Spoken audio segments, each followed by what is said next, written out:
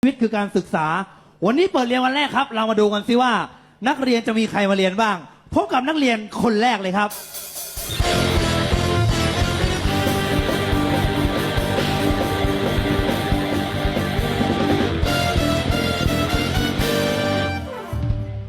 เฮ้ยหวัดดีครู แน่เจอครูบาอาจารย์ยกไม้ยกมืออย่างนี้ได้ยังไง ทำไงอะค มัน รู ต้องทำความเคารพสวัสดีอย่างนี้ โรงเรียนเก่าไม่เคยสอนนะ ดูครูเป็นตัวอย่าง สวัสดีครับครู ตั้งใจสอนนะ เธอก็ตั้งใจเรียนนะจะบ้าเหรอผมสอนคุณให้ดูครูแล้วแต่งตัวอะไรเนี่ย ชุดนักเรียนไงครู มันไม่เรียบร้อย เอาเสื้อใส่ในกางเกงเลย เอาเสื้อใส่ในกางเกง ใส่ซะเลย แล้วก็ไม่บอกแต่แรก ผมเบื่อจริง ๆ เด็กสมัยนี้สอนยากสอนเย็นเป็นครูก็ต้องทำใจครับทำยังไงได้ ผมได้เบื่อเด็กพวกนี้เสื้อหายไปไหนอะ อยู่นี่ เอาไว้ทำไมตรงนั้นอะ เอาแล้วเมื่อกี้ครูว่าไงอะ เอาเสื้อใส่ในกางเกง นี่ไงเสื้อใส่ในกางเกง โอ้โหไม่ใช่อย่างนั้น นี่เอาเสื้อใส่อย่างครูเนี่ย อย่างครูเขาไม่เรียกเอาเสื้อใส่ในกางเกง เขาเรียกอะไรอะ เอากางเกงทับเสื้อ เอาออกมาเลยเด็ดทุบเลย เป็นนักเรียนอย่ายอกย้อนครูบาอาจารย์รู้หรือเปล่าจำไว้คติของครูเรียนดีมีวินัยใฝ่ศึกษาเพื่ออนาคต อ๋อนี่คติครู ผมก็มีคติส่วนตัว คติอะไร ถ้ารู้ว่าสอบตกพกมีดน้อยไว้แทงครู ถ้ารู้ว่าสอบได้ เสียงใสเหมือนไก่อู แต่ถ้ารู้ว่าตกแน่ๆ เจอที่ไหน แทงหน้านะครู โอ้โหพูดจะเสียวท้องน้อยเลยไปยืนใส่เสื้อตรงนู้นก่อนพบกับนักเรียนคนต่อไป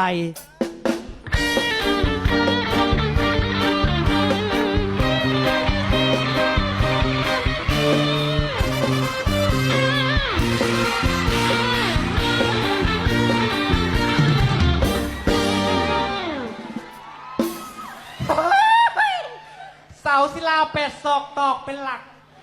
แม้นใครผลักเสาสู้เสายังไหวแม้นว่าเสาจะต่อต้านแข็งเพียงใดกระเทยไทยเอาเอวร่อน ย่อมอ่อนลง แหมเดี๋ยวใจเย็นๆทุกคนนี่เป็นผู้หญิงผู้ชายเนี่ย เป็นผู้ชายสิคะ เป็นผู้ชายต้องพูดครับ อ๋อเป็นผู้ชายต้องพูดครับ ใช่ไหมคะ ก็ยังมีค่าต่อมาอีกถามจริงๆอะ ค่ะ เป็นกระเทยนี่ได้เงินเดือนเท่าไหร่ วายเป็นกระเทยไม่มีเงินเดือนค่ะ ไม่มีเงินเดือน ค่ะ เลิกเป็นไปเลย ไอ้ ไปเป็นเหมือนพ่อครูดีกว่า ยังไงคะ อุ้ยได้เงินเดือนตั้ง5,000 6,000โน่น อุ้ยพ่อคุณเป็นอะไรคะ อัมพาตลูกให้มั่งหลานให้มั่งเดือนได้หลาย แต่ความจริงหนูอยากจะบอกว่า ทำไม หนูเนี่ยไม่ได้อยากเป็นกระเทยค่ะ ทำไมไม่อยากเป็นกระเทย จริงๆไม่ได้อยากเป็นกระเทยจริง ไม่อยากเป็นผู้ชายเหรอ ๆอ้าวเป็นกระเทยสิคะเล่นอะไรเนี่ย ใครบอกสายยันตายแล้วยังไม่ตายเข้าสิงเองนี่เองนะไปลูกขอบใจมากไปยืนรอตรงนู้นก่อน พบกับนักเรียนคนต่อไป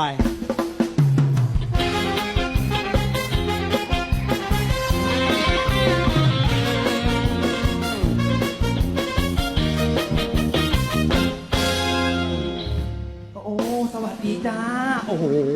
นี่ดูมารยาทเขาสิเขามานะเขารู้จักสวัสดีครูแล้วเป็นไงถอนสายบัวด้วยแหมแต่ถ้าก้มขนาดนี้ก็ถอนสายยางซะเลยไหมคุณสวัสดีจ้ะชื่ออะไรจ๊ะโอ้โหอายผู้หญิงอย่างนี้แหละกุลสตรีไม่ต้องอายลูกครูเองชื่ออะไรจ๊ะไม่ต้องอายลูกบอกมาเลยชื่ออะไรว้ายโอ้โหบิดอยู่นั่นแหละคนหรือมอเตอร์ไซค์ชื่ออะไร เอาพ่อเรียกหรือแม่เรียกดีคะ เอาพ่อเรียก เอาเรียกปากซอยหรือท้ายซอย เอาปากซอย เอากลางวันหรือกลางคืน เอากลางวัน กลางวันตอนกี่ ว้า วัน โอ้โหบอกยากเย็นยังชื่ออะไร ชื่อเขาฟางค่ะ โอ้ชื่อข้าวฟ่าง นามสกุล โสภาสถาพรอ่อนวิไรชไม้ชายตาอย่าได้เลี้ยวมอง นะ ณอะไร นะจ๊ะ โอ้โห สั้นใช่ไหมคุณ ดีมากไปยืนรอตรงนู้นก่อนนะจ๊ะไม่ต้องไหว้แล้ว โอ้โห ขยันไหว้จริงๆ พบกับนักเรียนคนต่อไป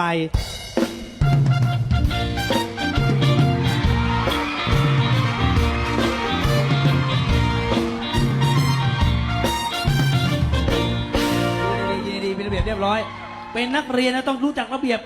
สอนไม่รู้จักจำพวกนี้เนี่ยเฮ้ยก็ตกใจแกแหละโอ้ยมาทำไมเนี่ย มาเรียนหนังจือครับ โอ้โหมันเรียนดังจื๋อมันจะเรียนได้ไหมเนี่ยพูดยังพูดไม่รู้เรื่องเลย เคยเรียนมาหรือเปล่า เคยเรียนมาแล้วครับ โอ้เคยเรียนที่ไหนมา นี่ อะไรเนี่ย รอทว ย่อมาจาก หล่อทั้งวัน โอ้โหไอทิศถ้ายังเองหล่อโลกนี้ไม่มีใครขี้เลแล้วนะเอ้ยชื่ออะไร อุ้ยเขิน ไม่ต้องเขินลูกบอกเขาไปเลย ชื่ออะไร อุ้ยเขินครับ ไม่ต้องเขินบอกไปเลย มันเสียเวลานะชื่ออะไร อุ้ยเขิน โอ้โหแหมถามชื่อลีลาแล้วเกิน ถามว่าชื่ออะไร ผมเนี่ยชื่อเด็กชาย อุ้ยเขิน โอ้โหขอโทษชื่อเด็กชายอุ้ยเขิน ครับ นามสกุล ถามอีกแล้ว ยังไม่ได้ถาม ถามแต่ชื่อว่า ชื่อเด็กชายอุ้ยเขิน นามสกุล ถามอีกแล้ว ยังไม่ได้ถาม ถามแต่ชื่อเพราะว่าชื่ออุ้ยเขิน นามสกุล ถามอีก โอ้ แล้ว โหจำมันไว้ดีไหมเนี่ย จะเรียนไหมชื่อเด็กชายอุ้ยเขิน นามสกุลอะไร ผมเนี่ยชื่อเด็กชายอุ้ยเขิน นามสกุลถามอีกแล้วครูไม่หล่อหรืออย่างงี่เง่าเดี๋ยวทุบฟันเหยินเลย เนี่ยทุกฟันครูสูงอยู่สูง ต่ำอยู่ต่ำทุกคนจัดแถว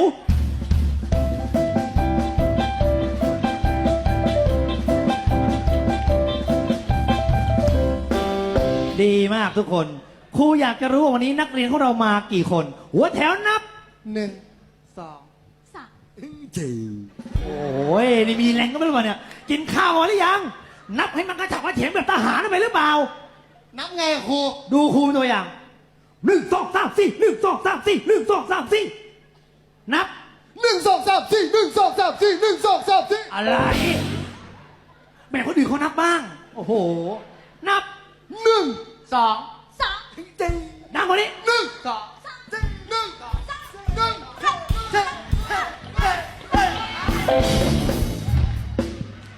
อะไรอ่ะ อยู่คนเดียว กูกำลังเพลินอ่ะ ต่อไปเป็นวิชาความรู้รอบตัว อยากจะถามว่าประเทศไทยมีกี่จังหวัด 77ครับครู ดีมาก 77 จังหวัด อย่างนั้นครูจะให้นักเรียนบอกชื่อจังหวัดที่มีสอเสือนำหน้า มาคนละ1 จังหวัด สระบุรี โอ้ยเด็กดูเยอะ อักขระรอเรือให้มันชัดเจนหน่อย สระบุ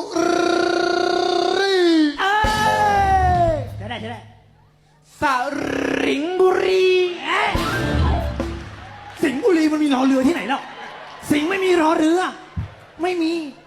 สิงห์บุรี สุพรรณบุรี ทุรินทร์บุรี สุรินทร์ไม่มีบุรี แถมให้ โอ้โหทำไมถึงแถมให้เหรอ เรียนมาเยอะ ดูหน้ากันไว้นะครับ คนเรียนเยอะและหน้าจะเป็นอย่างนี้แหละ ต่อไปให้บอกชื่อที่มีปอปา ประจุ ไอ้อันนี้ก็เกินไป ประจวบคีรีขันธ์ ปราจีนบุรี ประนมเปญ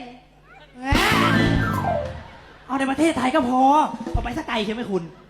ปัตตานี แป้ ไอ้นี่มั่วแล้ว เขามีแต่แพร่ โอ้แม่เป็นคนเหนือ เขาเลยอู้ว่าแป้ต่อไปให้ทุกคนบอกชื่อที่มีพอพาน เพชรบุรี ดีมาก เพชรบูรณ์ พิษณุโลก อะไรกันนักกันหนากับคุณพี่คะแบ่งให้คนอื่นบ้าง ไม่เห็นหรือไงยืนโงยตั้ง2 ตัว พูดผิด2 คน แบ่งคนอื่นบ้าง เพชรบุรี พังงา พังพร พังพรไม่มี มีเอามากัดกับพังงากลายเป็นพัทลุง แพร่ แม่ เมื่อกี้แป้ไปแล้วอะ อ๋อ พ่อเป็นคนกทมครับ กรุงเทพมหานคร กลางทงมหาสารคาม โอ้ ต่อไปให้ทุกคนพูดชื่อที่มียอยักษ์ ยะหยุ อย่า แย่แพ้แย่อยู่3อย่างไม่ไปไหนเลยแหม่จริงเลยเชียว ผมจะบอกว่ายะโสธร แหม่ต่อไปเป็นวิชาภาษาไทย จะถามนักเรียนว่า รู้จักคำพังเพยหรือเปล่า สนิทกัน มันใครอะไรสนิทกันตอนนี้ล่ะ ไม่ใช่ไอ้พังกับไอ้เพยครูหมายถึงว่าคำพังเพยหรือคำสุภาษิตยกตัวอย่างอย่าง เช่น กิ้งก่าได้ทอง ใครซื้อให้มัน ไม่ใช่ใครซื้อมาคือคำพังเพยคำสุภาษิตเอาเธอคนแรกเลย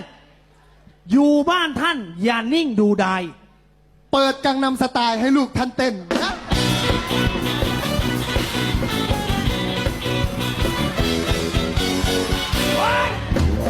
โอ้โหเล่นสักเพิ่มเลยทิศไม่ใช่อย่างนั้น อยู่บ้านท่านอย่านิ่งดูดายปั้นงูปั้นควายให้ลูกท่านเล่น น้ำท่วมทุ่ง รับถุงยังชีพ โอ้น้ำท่วมทุ่งผักบุ้งหลงเหลง น้ำมา อาบน้ำกัน น้ำมาปลากินมด น้ำรด อุ้ยอดอาบน้ น้ำรดมดกินปลา เอาถูกๆสักอันที่เธอ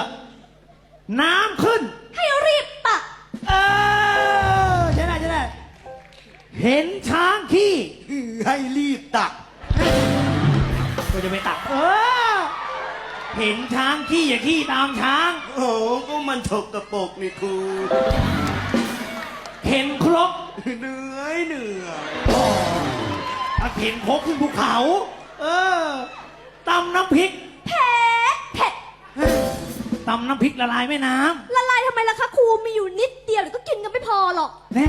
ครูบาอาจารย์เถียงก็ตบปากฉีก มาสิจะมาถีบตกเวที ทำไมจะสู้ครู มือไม่พาย สบายสิคะ โอ้ยมือไม่พายอย่าเอาเท้าลาน้ำหมาเห่า ห้องห้อง แน่โอ้โหไม่ไหวแล้วครับ ผมขอปิดโรงเรียนแค่นี้แล้วกันนะครับ ขอบคุณครับ